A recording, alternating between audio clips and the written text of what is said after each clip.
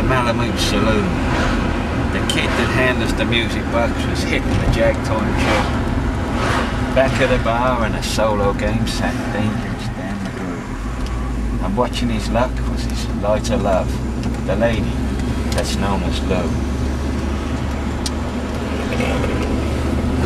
One out of the night, which was 50 below, and into the din and the glare, there stumbled a miner fresh from the creeks, dug dirty and lowly from air. He looked like a man with a foot in a grave, scarcely the strength of a louse. Yet he turned to the poke of dust on the bar and he called for drinks for the house. There was none could place the stranger's face, though we searched ourselves for a clue. But we drank his health, and the last to drink was Dangerous Dan Magrew. There's men that somehow just grip your eyes and hold them hard like a spell, and such was he, and he looked to me like a man who had lived in hell, with a face most hair and the dreary stare of a dog whose day is done.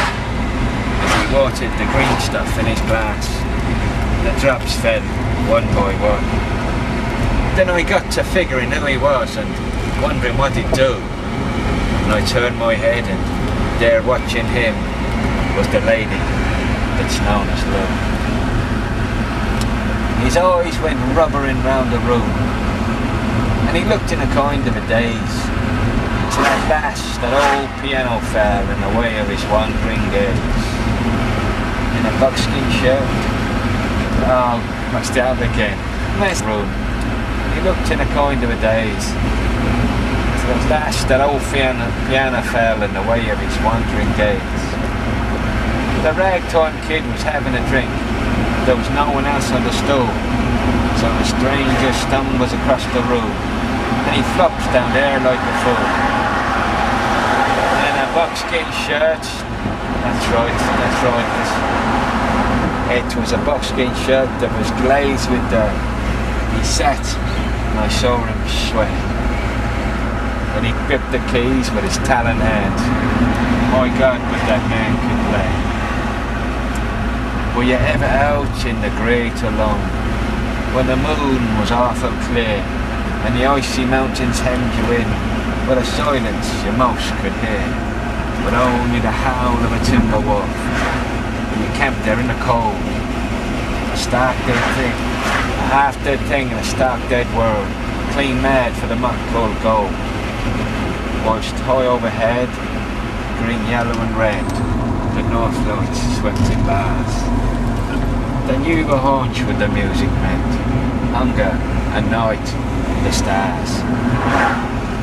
And hunger not of the belly kind is banished with bacon and beans, but the gnawing hunger of lonely men for home and all that it means. For a fireside farm, a case of that, 4 walls and a roof above, but oh so crammed full of cosy joy, and crowned with a woman's love, a woman dearer than all the world, and true as heaven is true.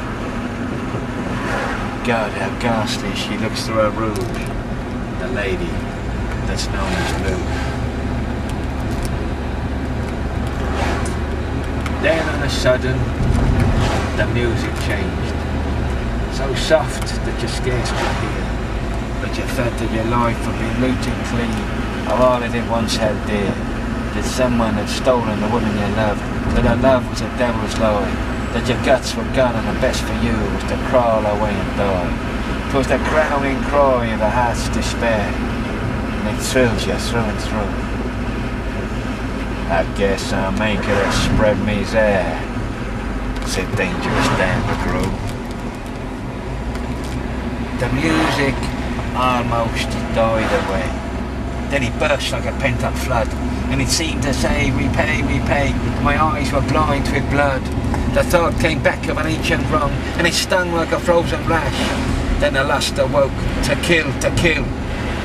Then the music stopped, a crash. And the stranger turned, and his eyes they burned in a most peculiar way.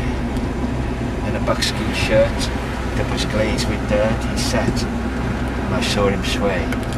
Then his lips went in a kind of a grin, and he spoke, and his voice was calm. And, boys, said he, you don't know me, and none of you care a damn, but I want to state that my words are straight, and I bet my boat they're true, that one of you is a hound of hell, and that one is Dan Magrew. Then I ducked my head, and the lights went out, and two guns blazed in the dark, and a woman screamed, and the lights went up, and two men lay stiff and stark. Pitched on his head, pumped full of lead, was dangerous Dan Magrew. Boy, the man from the creeks lay clutched to the breast of the lady that's known as Lou. These are the simple facts of the case, and I guess I ought to know. They say that the stranger was crazed with hooch, and I'm not denying it so. I'm not so wise as the lawyer guys, but strictly between us two, the woman who kissed him and pinched his coat was the lady that's known as Lou.